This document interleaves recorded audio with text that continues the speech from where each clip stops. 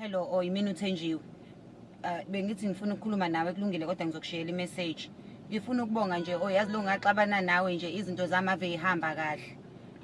Yonke into nje yami imane yakhanya emva kokuthi ngihlukene nawe nje as a friend. Ne-boyfriend yami nje sesi-right, asisaxabani, akasangishayi, nami angisabuya ebusuku, nemali sengiyayiseva, nasemsebenzini sengithole ne-promotion. Ungangibona ngifreshini ebusweni angisaphuzi. Ngi-right nje nasekhaya yonke into ihamba kahle. Bengifuna ukuthi nje ngiyabonga, yazi ngifisela wonke umuntu ozwana naye ukuthi nixabane ukuze naye izinto zakhe zimlungele, ngoba ushevu angifuna ukuqamba amanga. Ushevu nje into yokuflashwa ne-toilet, umngane omubi. And uyakwazi ukushintsha impilo yomuntu nje uyenze yonke into yakho ibe negative. Kodwa-ke nje ngiyabonga, thank you very much ngento owangenzela yona ukuthi sixabane. #BadFriendsMustFall. Sanibonani. Ngithi angithathe leli thuba ngidlulise ukuphatheka kabi kwethu njengodokotela besintu. Kuye kusiphathe kabi ukuthi sibone nincoma nibonge izinto ezinhle ezinenzekele unyaka wonke. Kodwa akekho noyedwa kabonge isangoma sakhe simsizile. Ayekho noyedwa kabonge inyanga yakhe. Sicela ukuthi phela nathi nisibale kuma-social network. Umuntu noma efikile ezobona umama amhambayo, a-check-e in phela, check-in kaMakhosi. Noma senibhala futhi nincoma izinto ezinenzekele, nisincome phela nathi, nisho ukuthi #mySangoma is the best, #ngibonga inyanga yami, #umama engimhambayo is the best. Ngoba niphumelela nje, abanye benu baney'khundla ey'nkulu emsebenzini abanawo no-matric, niphumeleliswa imithi yethu.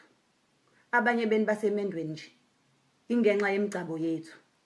Abanye benu bahleli banabafazi ngababili ngabathathu, bafika bekhala la kuthina benganawo ngisho induku evukayo, sabanika imvusanduku.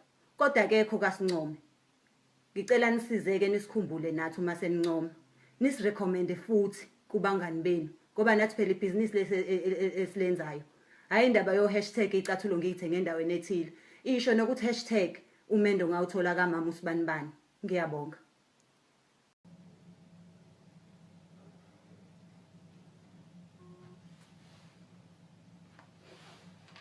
Hello. Lalela webhuti isicefe. Phelile uJuly. Durban July iphelile manje sengikutholile bengikufuna kuwena. Ngicela uyokufloku ufonelana nami ungibangela isidina ngokubona next year. Wena ucabanga ukuthi bengingajola nawe nje bengijola nemali yakho nami ngifuna ukuyoba i-VIP kwiJuly. Oyithatha leyo mali yakho uthengisa ubuku uyibuka ukuthi unjani bese uyayibuka ukuthi khona yini umuntu ongajola nawe ngoba ekuthanda. Mina bengifundela imali yakho. Ungibheke kahle mina nginama standards. Hayibo. Ungazongibhedela mina wena ungathi uqala nje ukuyibona intombazane usuyithengela amathikithi o-8,000. Njengoba ugqoke namasokisana embobo nje uhlule ukuyinaka wena nakana namantombazane ongawazi. Ungazongibangela isicefe nje mina ke. Hayibo, uzothi emaphoyiseni yothi ngadla imali yakho uzothi kuba igama lami yalazi lona igama lami ngoba ngakutshela igama elirong nje.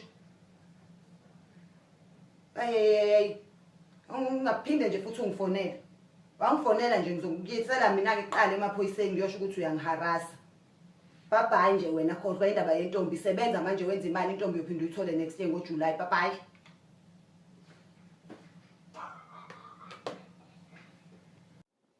Zamo ngibuka uFacebook wakho lana. I-status sakho singiphathi kahle sisi.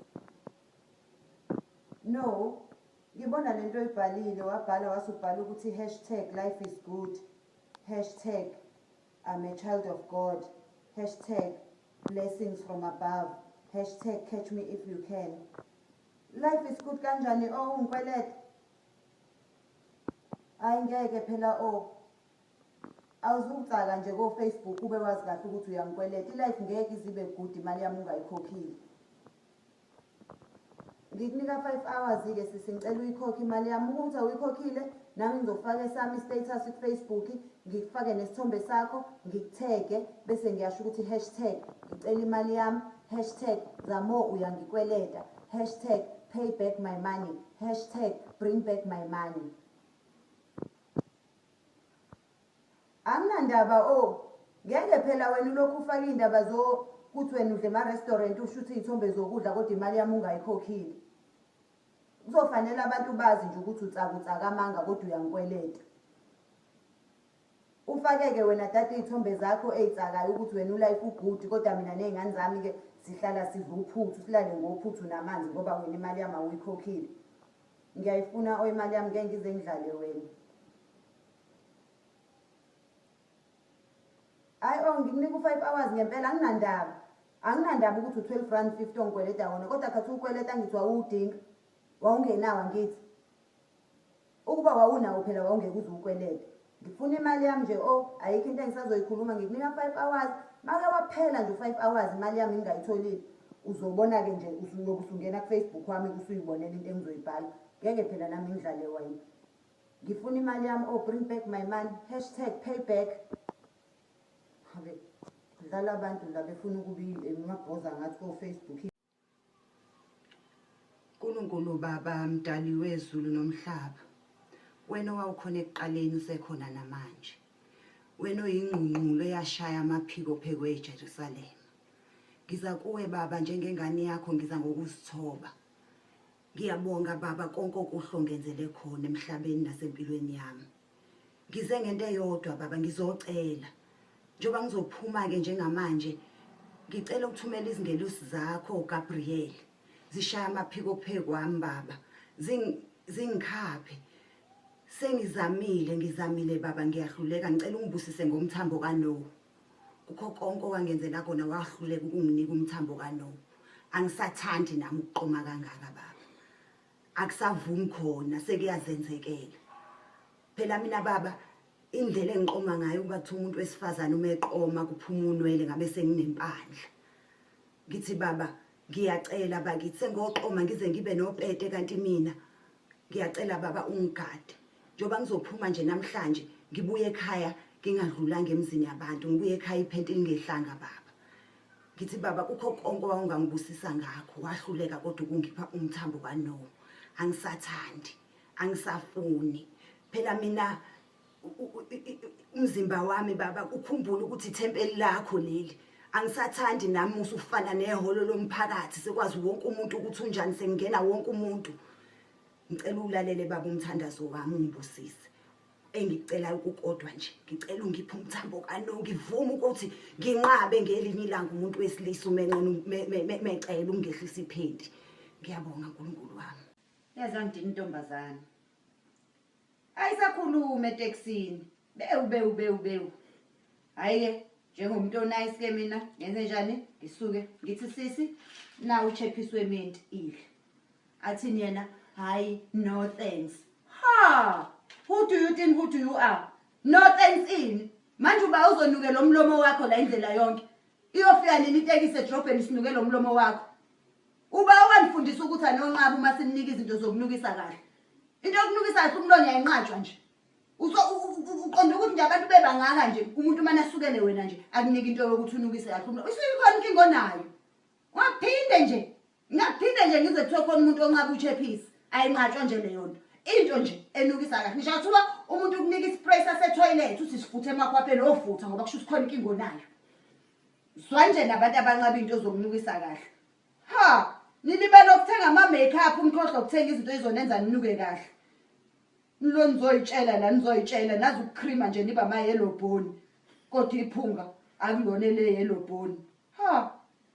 Funi mina abantu abazongicasula. Ngizwa nje mina nodlame ngizwana nokuthula. Kodwa futhi angilifuni iphunga elibhedayo la. Ngiyayifuna nje mina imali yami. Angenze ngidlale wena. Sewufuna iqathe elinoboya, ngakunika mina iqathe elinoboya ukuthi into yakho ayivukanga akuyona inkinga yami. Ngabe bafikile amadoda ayazi into ayenzayo, athenga adla akhokha.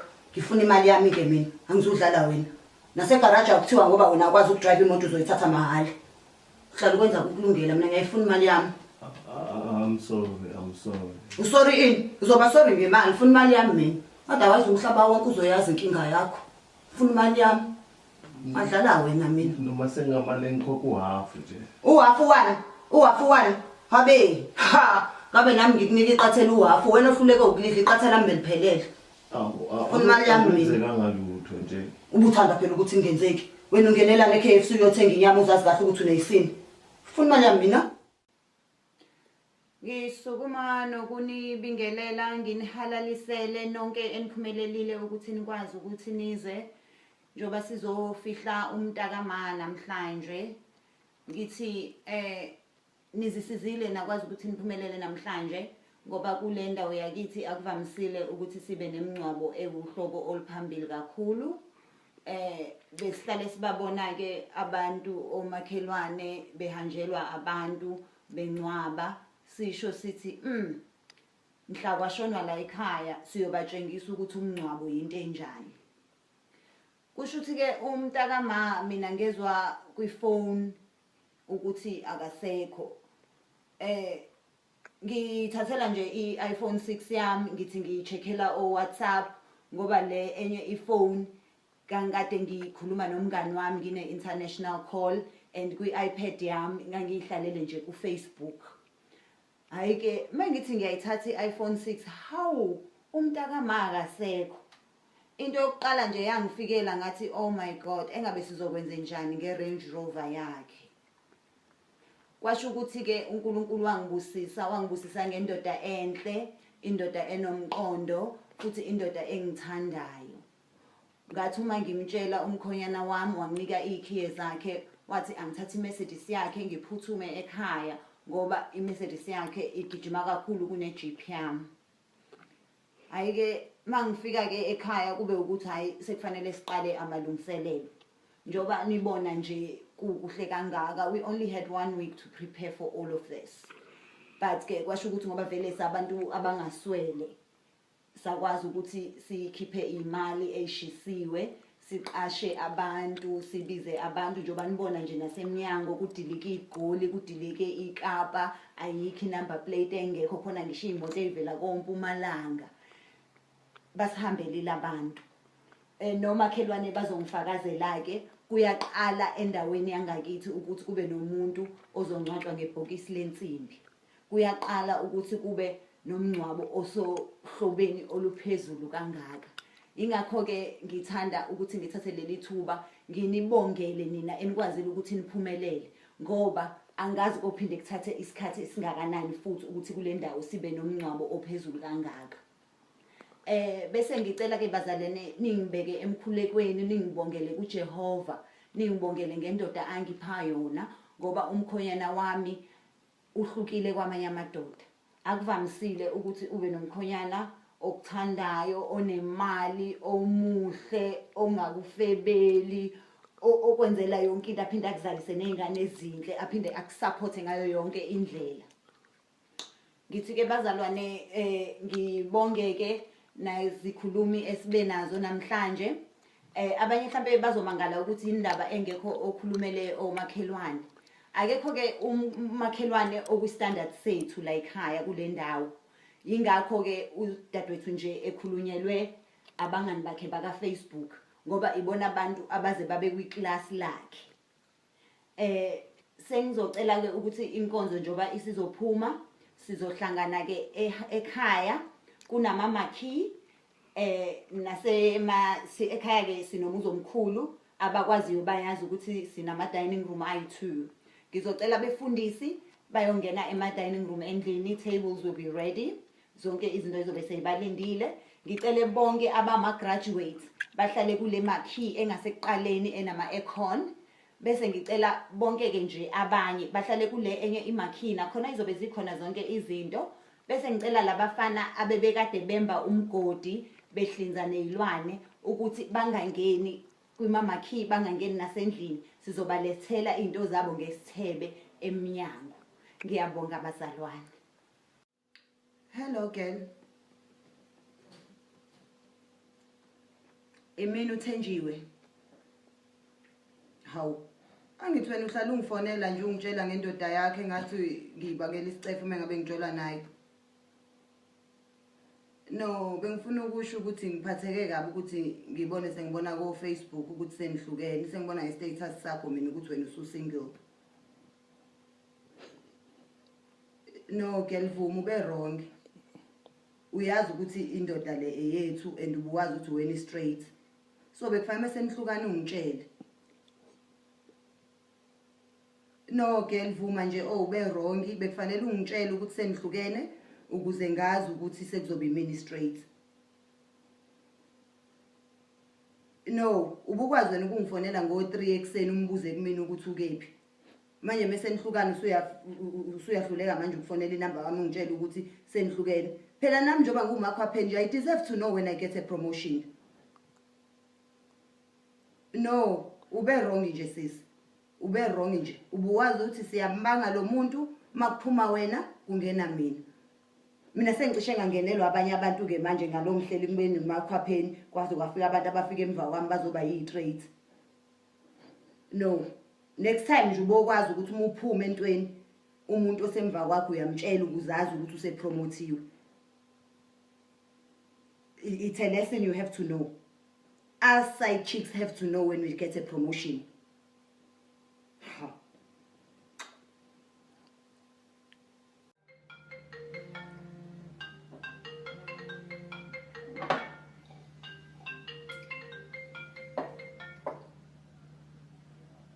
Hello? No, angiyeni nokuthula. Uthenjiwe. No, kushuthi wrong number. Hayi kodwa lutho phela futhi singakhuluma. Kungenze ukuthi uNkulunkulu okwenzile ukuthi udayele inamba yami ngoba ubefuna ukuthi asihlanganise njengoba kuyiwinti ukuze sifudumezane. No, futhi ngicela ungalivali bandla ucingo, ngicela si-arrange ukuthi sibonane ngoba lezi zinto ayijwayele ukuthi kwenzeke ngaphandle mekuwukuthi kuthanda inkosi ukuthi sibonane. Cha, kungeke phela ziningi kangaka iy'namba eSouth Africa wena uma udayele yami. Uyabona ukuthi lento yethu idalwe ezulwini. Khohlo unokuthula. Ukuba uNkulunkulu ubefuna ukuthi wena ube nokuthula ubuzodayela inamba yanokuthula. Njengoba udayela inamba yami nje ingoba kufanele ube nami. Ngiyabonga. Yebo bhuti. Yebo. Okay. Sohlangana nini? E-workshop. Hayi kulungile ngiyabonga. Ngisingile. Hayi phela kulungile unokuthula uzomyeka ngoba nje besakunika nezinamba eziba ama wrong number nje kushuthi into engavunyiwe ngisho ezulwini le yakho naye. Ngiyakuthanda. Kambe uthe uba igama lakho? Oh. Ngiyalithanda nalo, ngilithanda njengawe. Okay. Okay, ngizokubona ntambama ke workshop. Ngizokugqokela. Okay. Nami ngizobe ngizobe ngigqoka ijacket emhlophe bese ngifaka irose elibomvu la ngasenkinobheni. Ngiyabonga futhi ngiyakuthanda. Okay, ngizokubona ntambama. Bye. Cishe bahamba nami ubusika yazi nganenhlanhla. Siyanibingelela ababukeli emakhaya. Sinamukele ohlelweni lethu olubizwa ngokuthi Phuma Ekhaya. Lapho sihambela imindeni eSouth Africa enenkinga yabantu abangafuni ukuphuma ekhaya. Sithi siyacela bantu baseSouth Africa uma ningumndeni onenkinga nomuntu osemdala, osebenzayo, onayo imali, noma kungathiwa uhola imali yeqolo, noma unayo imali uyithola ngezindlela zakhe ezingumshosha phansi. Uma kungukuthi lowo muntu akafuni ukuphuma ekhaya azakhele umuzi wakhe, nisibhalele. Siyobe sesiyovakashela lowo mndeni, simsize loyo ongafuni ukuphuma ekhaya. Simyalele nokuthi imizi yahulumeni yoxhaso i-aplayelwa kanjani. Isiminingi-ke imizi eSouth Africa othola ukuthi inabantu abaningi kakhulu. Kodwa kukhona abantu abasebenzayo asebesezingeni lokuthi bangaphuma ekhaya bazimele imizi yabo. Kepha abanye bancamela ukuthenga izimoto ezibiza ukudlula umuzi ahlala kuwona. Abanye ubafice begqoke izicathulo ezibiza imali enkulu. Kodwa uma ufika ekhaya izicathulo ulala phansi njengazo akanawo nombhede. Kulolu hlelo-ke siyabasiza bonke abantu abanenkinga yokuthi bathande ukuthi imali yabo bayisebenzise ngezinto ezizobukwa abantu esikhundleni sokuthi balungise isimo sabo sokuthi baphume ekhaya. Isimningi-ke imindeni othola ukuthi kuno-uncle, nomamncane, nomamkhulu, abazali baze babe nezingane ezizele bengafuni ukuphuma ekhaya. Uthole impesheni kagogo ize ithenge ngisho isinkwa sama-sandwich ezingane ezifunda e-primary ngoba abazali abafuni ukuphuma ekhaya. Sibhaleleni-ke balaleli nababukeli bohlelo lethu ukuze sikwazi ukufika sizobasiza abantu abangafuni ukuphuma ekhaya. Sekukuningi-ke uthola ukuthi kuba khona umuntu onayo imali kodwa uncamela ukuthi aphume njalo ngama-weekend athenge iziphuzo ezibizayo ukuze ashuthe abukwe umhlaba wonke, abukwe nabangani bakhe, kodwa akafuni ukuphuma ekhaya. Kulelu hlelo-ke siyakugcizelela ukuthi uma umuntu esemdala akaphume ekhaya. Siyabasiza-ke futhi sibanike nama-advice njengokuthi nje uma unganayo i-full-time job, musa ukuba ne-full-time girlfriend ngoba ube usufuna ukuzojola nayo ekhaya. Kanti uma usubona ukuthi usufuna ukuqala umndeni wakho, phuma ekhaya. Siyabonga balaleli, sizolinda-ke ukuthi nisibhalele ukuze sifike izindawo ngezindawo sizonisiza ngokunikhiphela bonke abantu abangafuni ukuphuma ekhaya. Greetings in the name of the mighty Lord. I am Pastor Thenjiwe of the Church of Believers with a lot of extra cash. And I come to you today to share with you the miracle that the Lord Almighty has chosen to give me the power of. Today I will share with you how you can wash all your problems away, how you can melt all your problems away. For only 100 rands, you can come to my church and get this frozen water.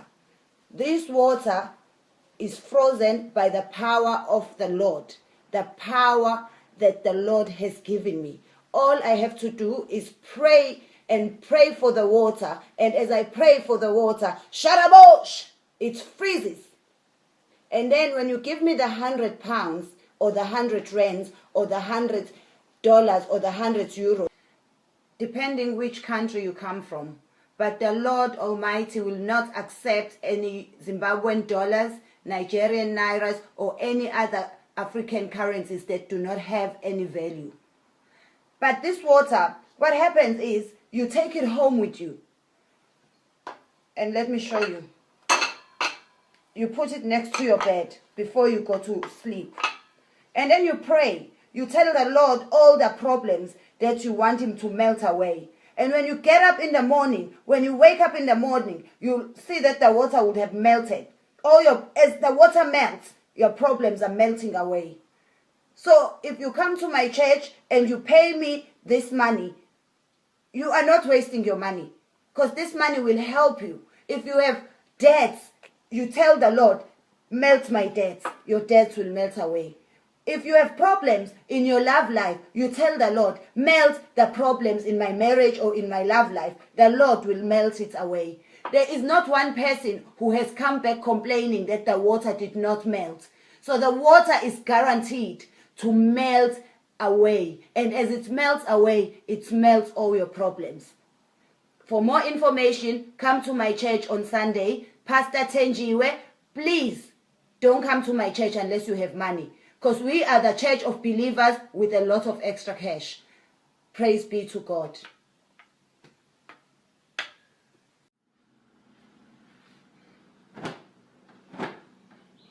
Yazi nje indaba ye-straight ngempela ngathi izohamba ingikhathaza. Nokujabulela ukuthi ngiyi-straight angihleli kahle kabi ngisawumakhwapheni. Ngahamba ama-restaurant ngilala emahhotela. Ngabe ube straight nje lo ngaqala ngambe straight. Ayina ngiyawasha ngiyapheka. Lakhunjuzwa phela umuntu wesifazane umeme waka standard bar. Hazi ifro yokunuka ungakazi ukhiphe ngisho isente ekhaya. ngcono nabaziyo ukuthi bayi-straight nje khona noseke kwakhishwe emakhaya noma kuthiwa into encane-ke nje umuntu angilebhayeke nje kodwa akwaziyo ukuthi nginaye umuntu wami oseke watshengisa ukuyimisela ngami. Phela uma uyi-straight nje kuyafana nokuthi u-anti uyaklina, uyapheka, uyawasha, wenza yonke into uphinde futhi awukhokhele. Kunjalo nje lo muntu uhlala kwami imina engikhokhela yonke into.